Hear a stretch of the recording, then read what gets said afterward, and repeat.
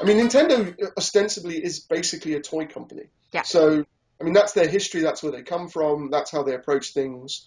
They're, in that sense, I think they're kind of closer to what, you know, they understand the core of what a game is. So, I mean, because the core of a game is something like a toy. I mean, it's not actually a toy, but it's kind of an abstract version of that. The thing is also, there's like, what do you define as adult? Because, like I said, I mean, I worked on Gears of War, and that was incredibly violent, and you can chainsaw people, and there's blood everywhere. I really liked it.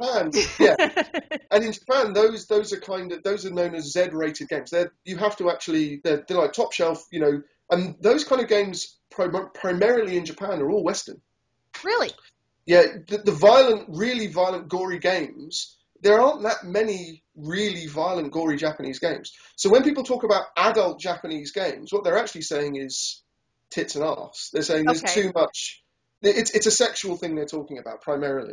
One thing I find really funny from a professional point of view is that in 10 years I worked in, you know, the Western games industry, 10, 15 years, I only, I think, worked with ever 2 women. Not in like production, I'm talking like artist, animator, coder, or designer.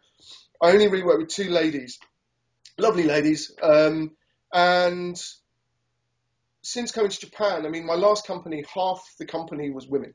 Talking about whether you see ladies like Bayonetta, yes, you do. And that's the whole Gamergate thing in a nutshell, is that there's no real allegory for it in Japan because generally games are part of the cultural makeup. They're toys. They're people things play with all their lives. It's not, there's no stigma attached to it. There's no shame from being a gamer. Whereas something that I felt very much in the West is that, you know, you're kind of made to feel like some kind of leper for playing a game. There isn't, I think a lot of that actually comes from Hollywood.